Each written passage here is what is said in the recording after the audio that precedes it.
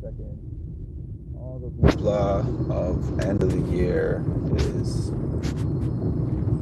pretty much over, I guess. So now we're into January 2nd, so I don't know. On with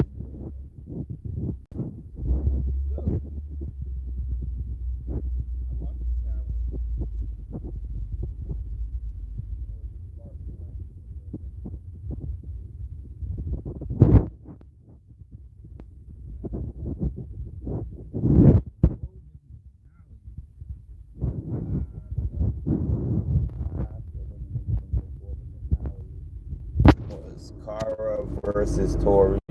We all know about Puzzle, where from what we saw on TV, looked like Jenny did not complete her puzzle correctly, and they gave it to her anyways. A few challengers had some things to say about it, but it's neither here nor there because Jenny was given the W, and she was given she punched her ticket to the final High City.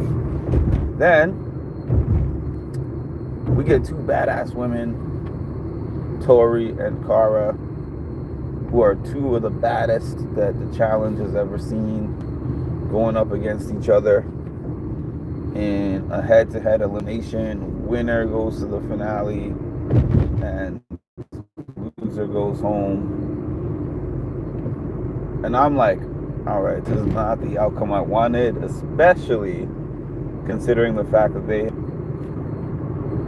become so friendly this season, and it wasn't the rivalry that it was in previous seasons where they didn't, rock with each other really. And instead, that's what we got. So I'm like, all right, let's get some kind of headbanger, or let's get something that's physical, and then maybe it has like a puzzle at the end, or lifting, or some kind of strategy game or something. I did not think that it was about to be like who could tread water the longest. That was the last thing that I was thinking that they would come up with. The reason I'm even mentioning that is because we get into this finale. Now, I can only speak for myself because I don't know what everybody else likes. I don't make my opinions on these things based upon what I see the majority say. And as a matter of fact, I just watched the episode. I didn't even look up any commentary to see what the fandom thinks. High Tricity. I didn't look up anything about what the fandom thinks about this week's episode or yesterday's episode. But we get into the finale, the first part of the finale, and it's like a bunch of swimming, and then you do a puzzle. So it's like you swim to a location, and then you complete a puzzle, and then you swim back to this boat, and then you do another puzzle at the next stop, and you swim back to the boat, and then you swim, you do another puzzle, and then you swim back to the boat. And it's like, it seemed like, according to what Tori was saying in the confessional, it seems like they have never swam that much in any finale, and this is just part one. So I know the puzzles are important, but being the best swimmer on there, I think gives you like a massive advantage, because this is not a timed finale. So there's some finales where they add up your times, and it's like the person who did these amount of things in the least amount of time is going to be the winner. But in this case, it's just points for first place, points for second place, points for third place. Maybe you get no points for last place. Interestingly enough, they say that it's based on points, but they're not showing us what the points are for each thing. Oh, there was a second thing that I was going to say.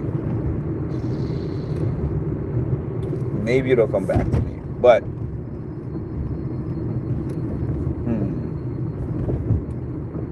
there's a second thing I was gonna say, but I can't think of it right now. But anyways, in part 1, 2, and 3, not part 1, 2, and 3, but like the first 3 segments of the finale, I think there was 3 of them. Jordan and Jenny won the majority of them. Jordan won all of them for the guys. I think Jenny won all of them except for the very first one, which was won by Michelle. They had an overnight thing. It reminded me of Janky World. They had to count money, and then in between counting the money, they had to sing this song, and then go back to counting the money, and then the person who counts the money the best, or the closest, wins, and second closest is second place, third place, etc. Who's here? The stream is about the challenge. But please read the titles, honestly. Read the titles, and then if the topic doesn't interest you, it is what it is. But there's always a title on every YouTube live. You don't have to go on YouTube lives and be like, hey, what is this? What's up with this? Hi, Palaver.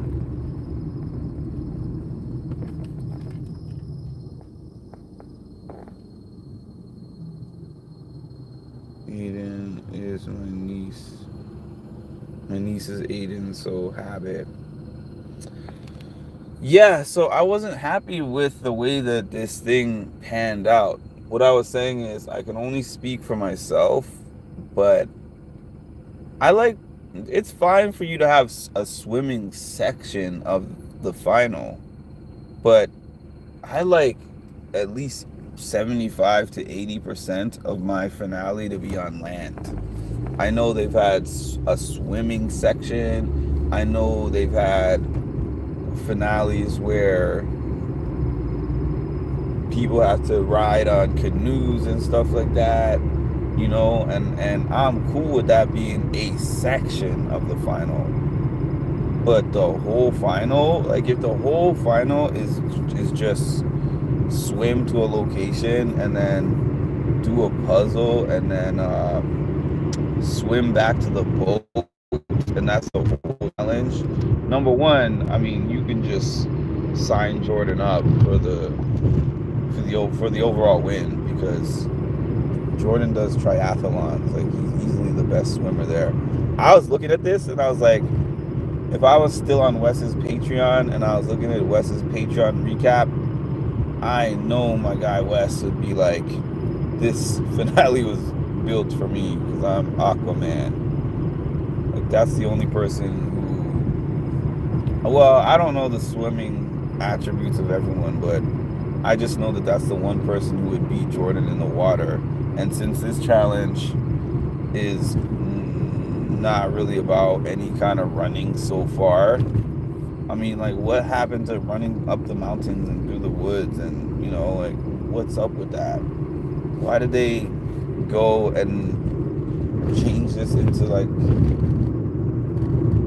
the Aqua Olympics? I don't understand. Who could be the water polo champion of the time, right? Why? And then it just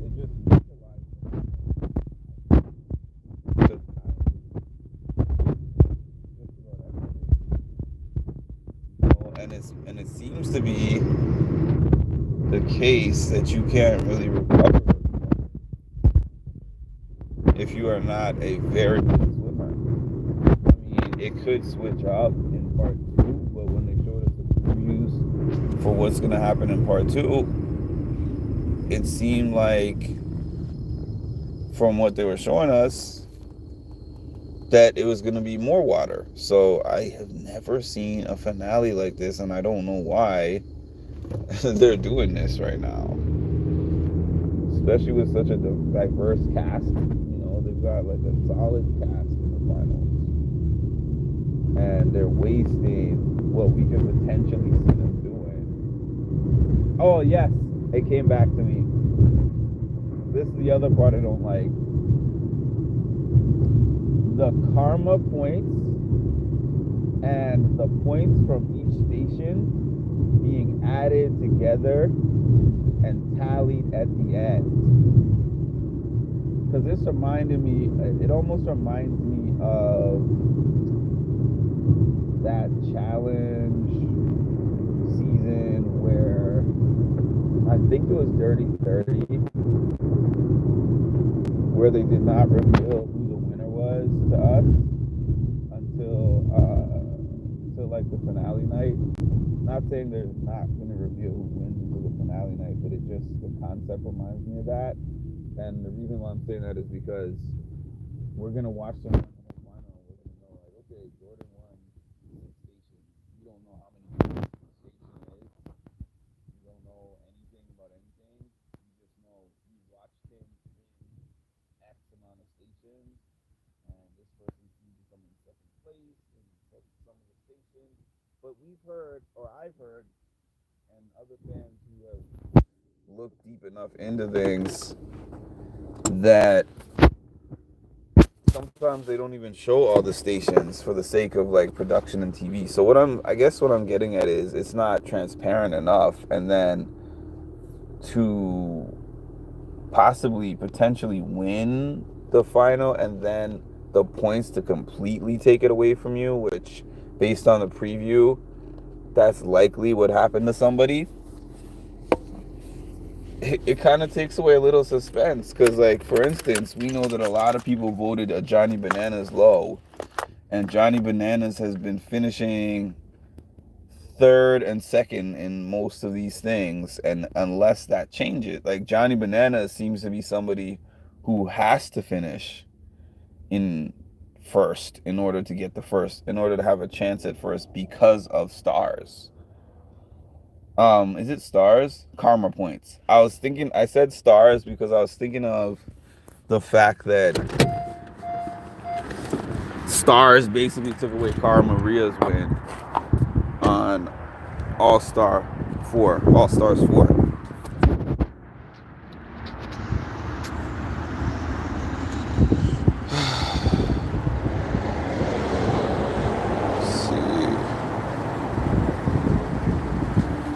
Benjamin Button.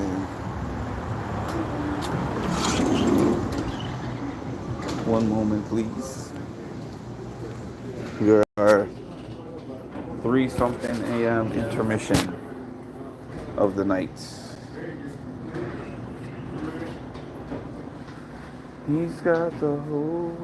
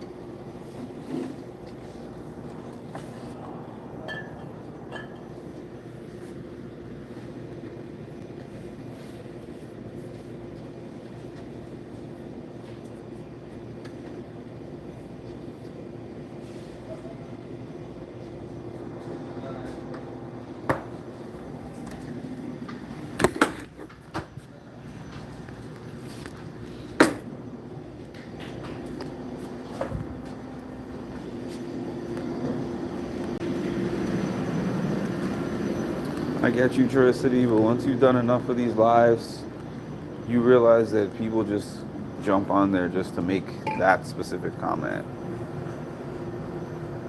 And the follow-up comment, there's like a 10% chance of it not being a troll.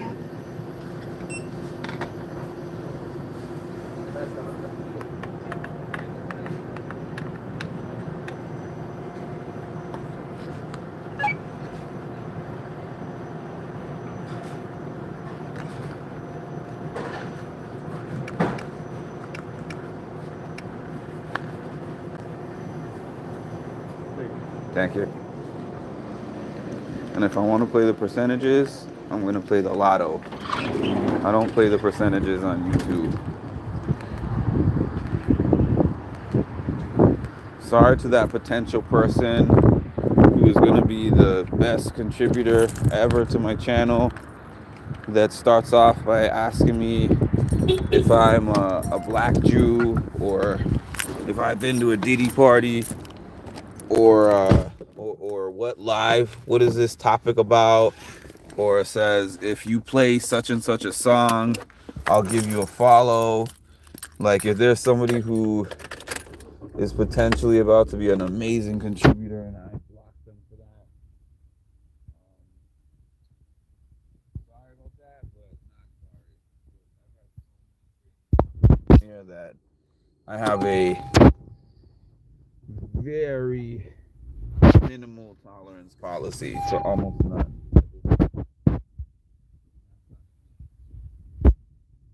Classic banana.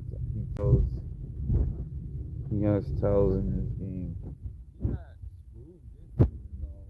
He got screwed badly because the thing about it is, well, I mean, unless production is only showing us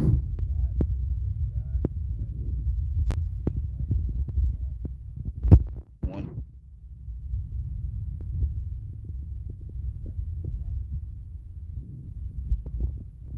Eve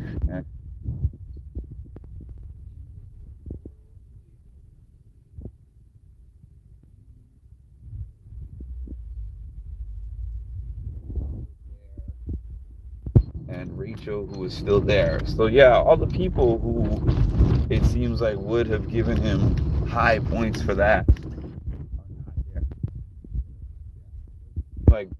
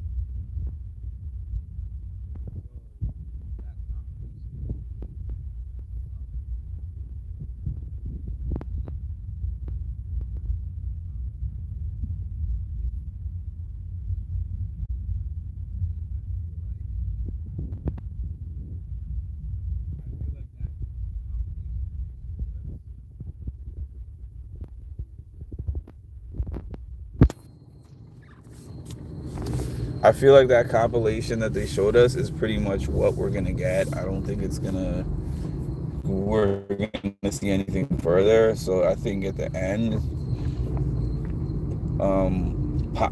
probably or possibly Jordan is gonna cross the finish line first, and then I don't know. They're giving Jenny an edit that makes it look like she's losing it, but I don't know if they're just doing that because she's so far ahead of the rest of the women and they want us to feel like she's about to quit or something. I could see that being it. I could see her just, having a moment that night.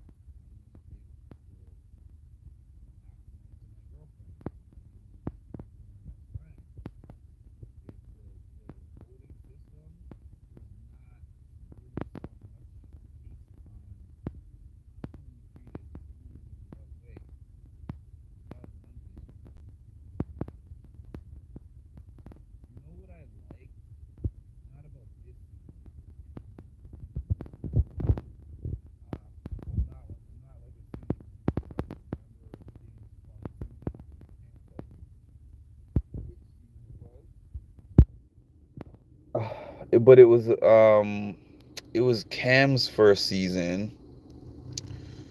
I want to say that it wasn't Invasion of the Champs, but it was the season that they had the mercenaries, and it was Cam's first season. And then when you got to the final, they had some people that were eliminated along the way, standing in the way of you and choosing whether to let you pass or whether to give you a penalty. That kind of thing was cool, because then you see Karma standing right in front of you, right? And it was kind of interesting and suspenseful. But this thing about, oh, we'll just tally the votes in secret and then we'll just add the Karma points.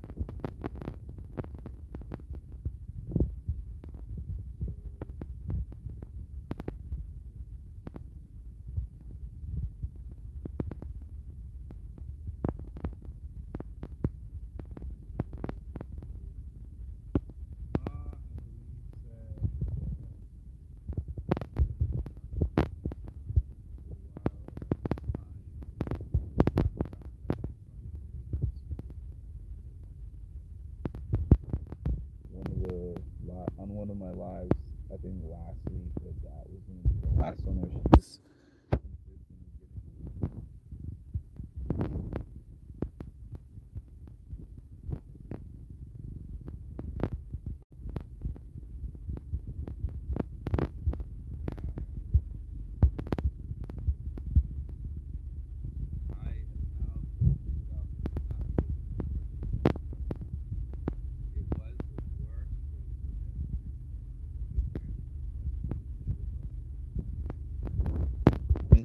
so I don't even touch the screen. It just cuts in and out. Maybe it's a phone issue. I don't know.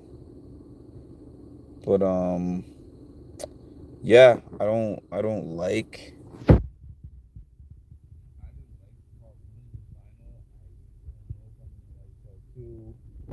and I'm looking forward to the reunion, to be honest with you. And then after the reunion, we jump into All Stars 5, which is going to be the first rival version of All Stars, and it's going to be on MTV, which I think it's about time that I officially cut the cord on Paramount Plus, because yeah, sometimes I go on Paramount Plus and I find things that I like, but mainly the reason why I got Paramount Plus was because All Stars 1 was on Paramount Plus, and then Big Brother is on Paramount Plus. But I have I have cable, so I can see Big Brother without having Paramount Plus. And then on top of that, I know that people use Pluto for the live feeds, so I think that I'm just gonna switch to using Pluto for the live feeds. And I think that I'm about to be done with Paramount Plus, and I pay for the premium one, not the $4.99 one with commercials. I pay for the $9.99 one. So the fact that they're taking All Stars off of Paramount Plus, I think that this is going to be my last month.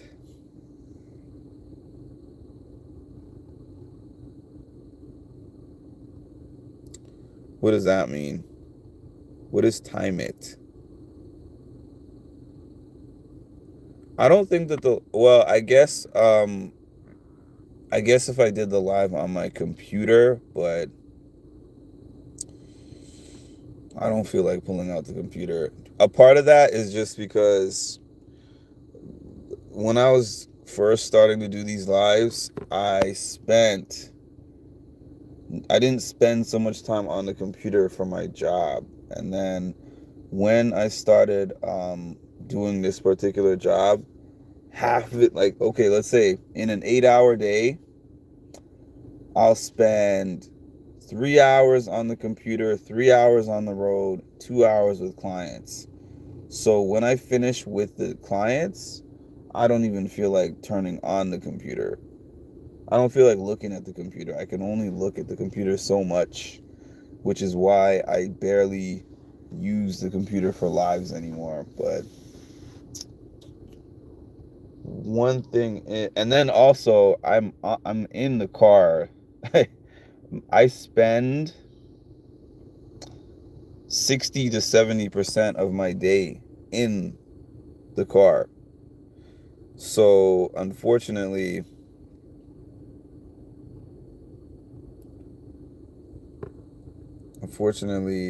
um, me being on the phone for the lives is kind of intentional, because if you like tracing back to the beginning of 2024 when I first got that job, I was like, okay, I'm gonna do my live when I get home from work.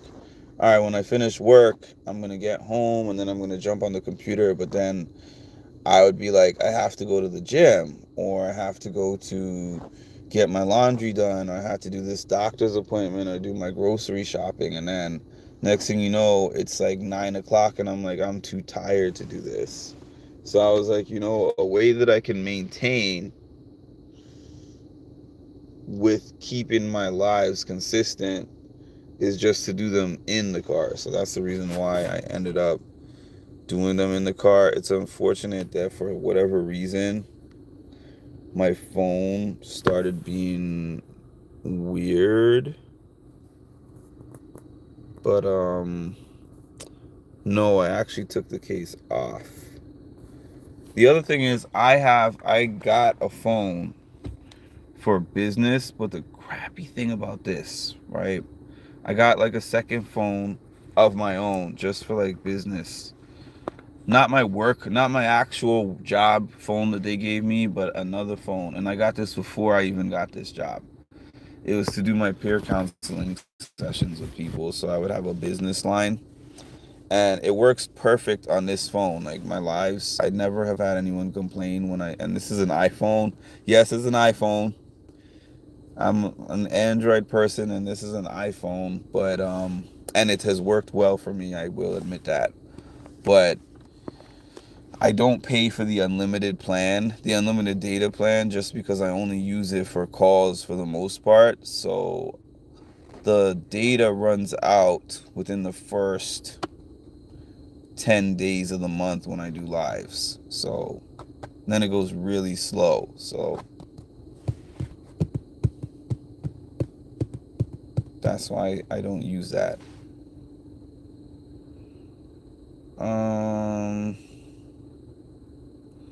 But yeah, I'm deleting. I think I'm finally gonna let go of Paramount Plus. It's been hard because I've watched so many different movies on Paramount Plus, TV shows, but also I have too many apps now again. I have Paramount Plus, I have Netflix, I have Hulu, I have Peacock, because of the Traders and because of Bel Air. But really, the Traders is on what, 3 months a year, so I don't even need it for that much.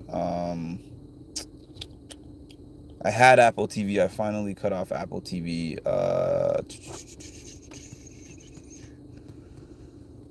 Let me think.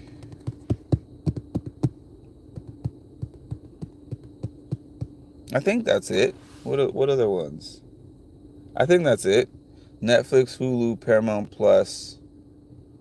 So if you think about that, right? I don't recall how much Netflix is. Let's just say it's like $18 at this point.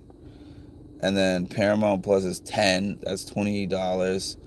I have the cheaper version of Peacock, so that's like $5, 33. And then I have what did I say? Netflix, a Hulu for like what Hulu is like. I got a Hulu deal, but typically Hulu is like maybe $5, $6 a month. So close to $40 for all my apps. So I'm gonna cut one, which is gonna take $10 off. And then I think I'm gonna start cutting Peacock unless those two particular shows are on. I've considered for the Bel Air seasons.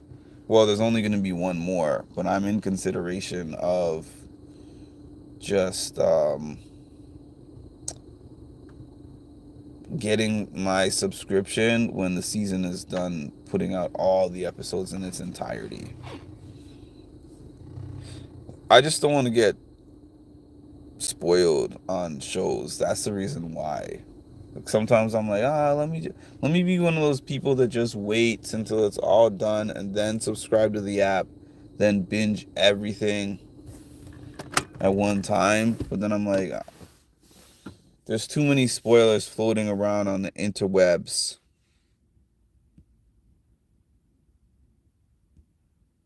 for me to feel comfortable doing that. When does the trader stand? I've been seeing the commercials, but I don't know when, what the date is that it actually starts. But anyways, thanks for tuning in. We are now Thursday, Friday, Saturday, Sunday, Monday. Four more days. 4 more days until I get my Cara Maria interview. And every day it seems like I have more information that I want to put in there. But like I said, an hour is only an hour. So because of what I learned from my friend Danny J, I know that I'll probably have to separate this and give her 10, probably I would guess probably about 10 really good questions that I want to make sure that she answers. And then everything after that is like, if she gets to it, she gets to it, but let me give her like my 10 best questions and then go from there and see what it is from there. I'm very curious to see about what she thinks about this finale. Matter of fact, I think that she said that she was going live or something yesterday and next week, and I didn't see if she did, but if she did, I'll find it somewhere. I deep dive into my research when I'm really doing research for something like that. That's one of the things I'm going to be asking her about. So Tori said that Cara Maria apologized to her. It was unaired.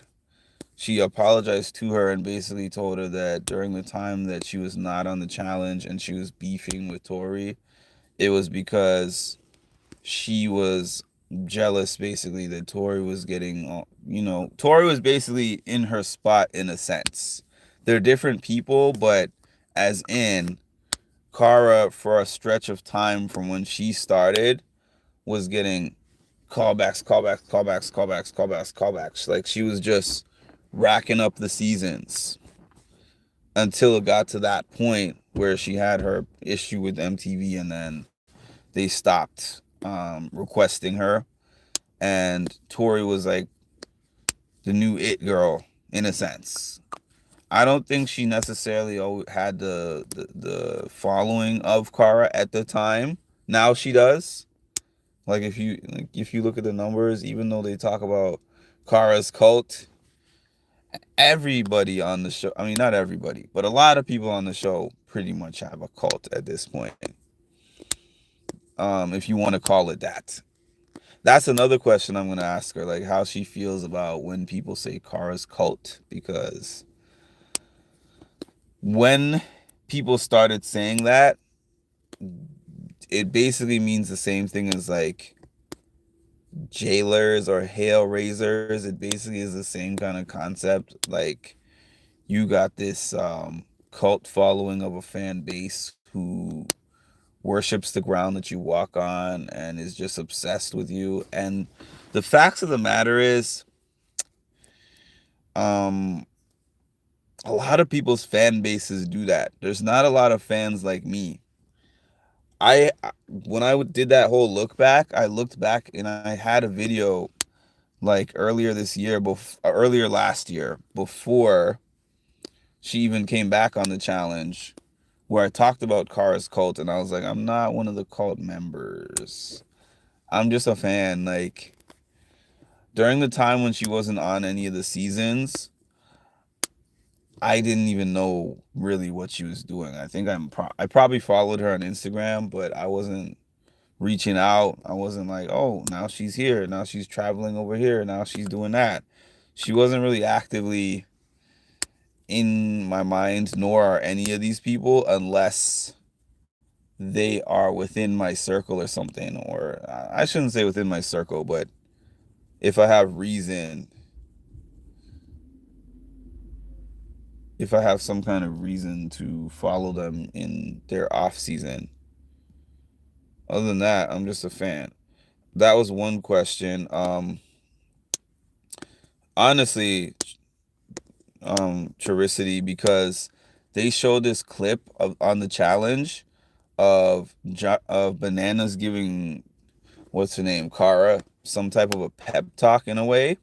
And I was like, interesting. This is like a regular conversation where she's talking about how she feels nervous about the potential to go to the finale again.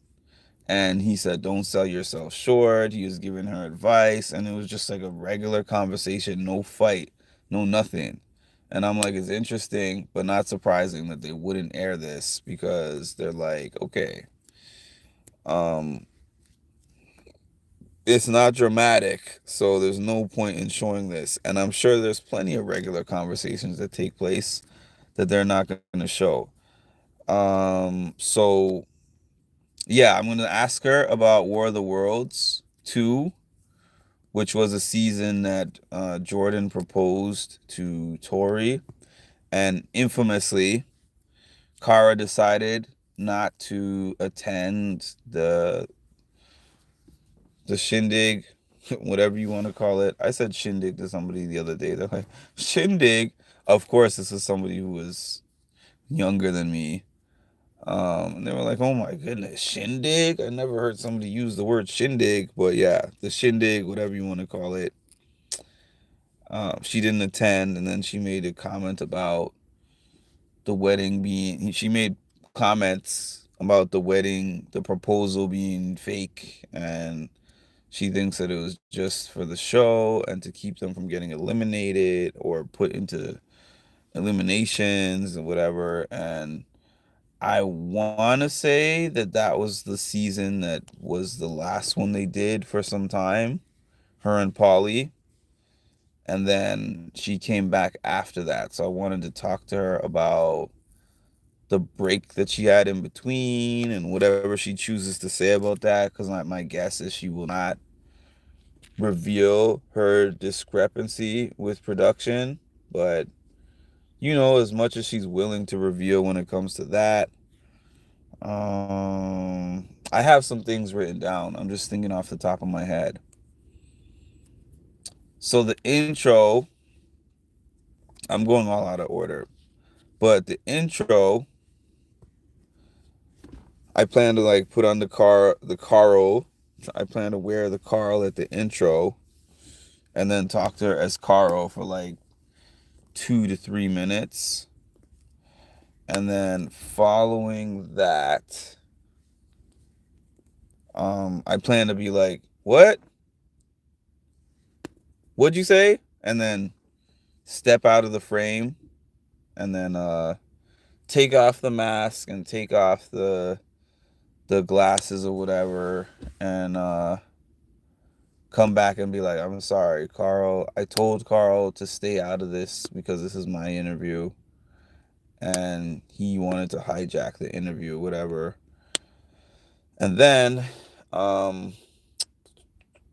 from there, I was going to talk about how I was going to talk about her cameo, meeting her, her cameo, basically a little background, like a little 3 to 5 minute background of how my relationship with her has developed, like from where, and basically just to speak about the fact that I reached out to her through her management team a few years ago as one of the first people I tried to interview, and then they said, they said no, and then I kind of moved on from that, and then I wasn't even thinking about that, and then randomly last year, I meet her at that fibroids event, bring her the stars, and from there she took the stars, she went home with them, and let's see, and then I saw her at the Challenge Mania event, and then the Carl thing, and then the Tori thing, and then that would lead me, actually, that would be a segue for me to jump right in to her relationship with Tori. Her relationship with Tori. I want to talk about her relationship with Laurel. Those are two things I definitely want to talk about. I want to talk about her break, because she said that she felt like, when I watched her home turf episode, she said that she felt like she had done too many seasons in a row and she needed like a mental health break. Then after those questions, I was gonna ask her, she's talked about how she was always the last person picked in gym class. I did want to start off asking her about her upbringing, and like, if she was, what life was like for her as an outcast, and then how it became when she was also an outcast in the show, if the show was imitating life in any sense, and then how it became for her when she became a person that people feared in terms of her castmates, rather than somebody that is the last person to be picked for like dodgeball. Let's see. Then I was gonna talk about this season's elimination. When she finally decided to cut ties with Laurel, I wanted to actually bring it to life in a sense of like cutting ties with a toxic person. I wanted to implement parts of what she said in my cameo that she gave me.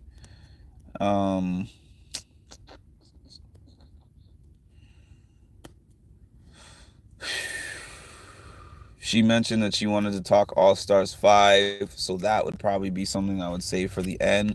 And then also at the end, there was a thing that I asked people for questions that they want me to ask her. There's going to be a fan mailbag. And then one more thing is this thing that I did with Wes in my first interview with Wes, where I told him there's something on ESPN called What Are You Thinking When? So on ESPN, or What Were You Thinking When? So ESPN sometimes has guests from different sports. Hi Daisy. They sometimes have guests from different sports, and they interview them on ESPN. They don't do this anymore. This is an old segment. This is an old segment. So yeah, they'll show like a moment that happened while they were playing, and then they'll be looking back at it like, what were you thinking when such and such happened? And I want to pick 5 pictures like I did with Wes, show her those 5 pictures and be like, all right, what were you thinking to the best of your knowledge, like at this point? And what I've learned is,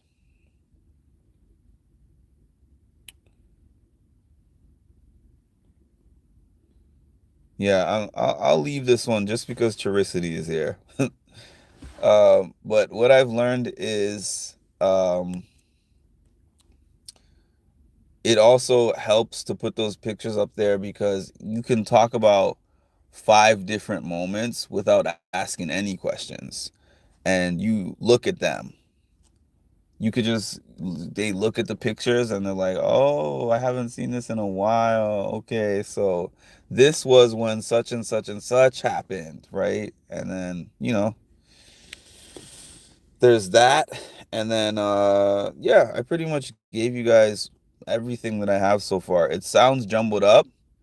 My process is honestly just like that. Hey, DM Rocks, I haven't seen you here in a while. Okay, I wonder for popularity. Um, it's a good question, but not but I'm thinking about something. It's a good question.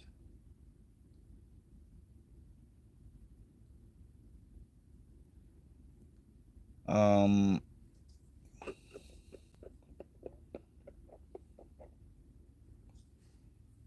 yeah, I mean, I don't really have to. I have thoughts about it, but there's no point in me really answering that. It's a good question. Uh, yeah, that's on. Oh, what I was saying is like my process when it comes to interviews and when it comes to speaking engagements and stuff like that. Everything you just heard me say, that's my whole process. That means I'm prepared. Like, quite honestly, I feel so unprepared.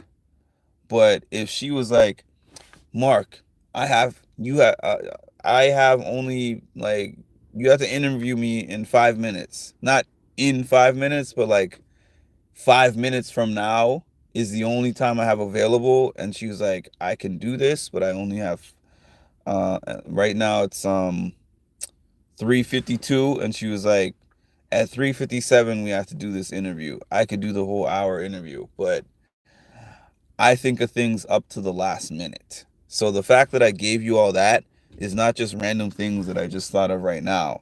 That's like up to 2 weeks of prep that I've done so far. And I still am going to be prepping up until the last day, up until the day of. And then the other thing about interviewing somebody who is now like actively on the show, not actively as in currently, because I know she's out this season, but I mean she's now back active on the show. When I interviewed like a Hannah who was last on anything 2 years prior, she wasn't active. So I'm like going through something that's already done. I'm not going through something where their name is actively being spoken about. So with this Cara thing, she's still doing podcasts, or she's still on people's podcast. No, she's not on people's podcasts right now. My thing is gonna be kind of exclusive now that I think about it. Um, because she hasn't been doing podcasts since the time that they showed her getting eliminated. But she has been giving her own commentary on her own platforms. Uh, but yeah, her name has been talked about by Johnny, by this person, and that person, Rachel, this one, that one. So anytime I hear anything about her, whether it's the fandom giving it or whether it's another challenger, I'm like, oh, this is a good thing for me to tweak and put in there. Like, that's the other thing. I'm going to ask her about Puzzlegate. I'm going to ask her, did she see Jenny's puzzle? And did it look wrong to her? I, the one thing I'm scared about, I shouldn't say scared, but the one thing that I hope is that she's able to answer some of these tough questions, because I have some funny things in there for her. I have some thought provoking things in there for her. And I have some questions that I don't know how deeply she'll be willing to go into them. And I'll understand if she doesn't, because, production is production. But that's why I did tell her that before the interview, I'm going to send her an outline. And I'm going to try to do that by like Friday, maybe Saturday at the very latest. And part of it is just so that she can be prepared generally for the type of things that I want to ask her. And also, I want to do it because it's important to me for her to consider this a safe space. I mean, it's important for me for everyone to consider it a safe space, but specifically, yeah, I'm telling y'all, it's different when you meet someone and you speak to them and they tell you certain things. Because then it really makes you want to make sure that for the sake of your long term or your longer term with that person, because it's like, I don't want this to be a one time deal where I get one interview out of her and then we never communicate again. I would love to be in a space where if she heads on the show again, um, we get another interview going, like this one goes well, and then maybe it's a little easier to ask her the following time, because she knows what I'm about and what my page is about, so and then also to give that outline, it gives her the opportunity to look at the topics. And I feel like if she sees something on there that she does not want to answer, um she it's not like it's a blind side of a question, and she could possibly tell me beforehand. It doesn't seem like it's she would tell me beforehand, just because her schedule is like, I feel like she responds to these business type of things once a week, because that's when I get my responses, generally like once per week. um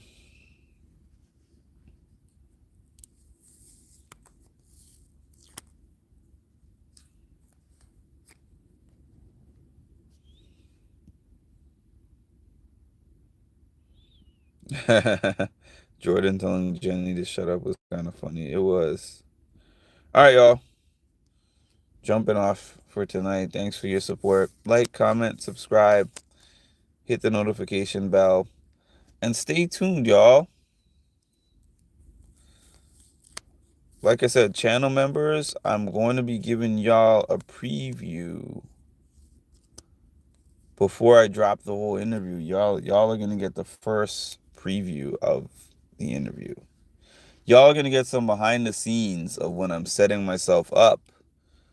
Maybe you might get a little bit of, if I have like a minute or two to talk to her before we start the interview, I might put that in. Like, I'm working on my membership exclusives getting I'm getting better. I'm trying to get better with giving my channel members more value. So take care, everyone, and have a good night.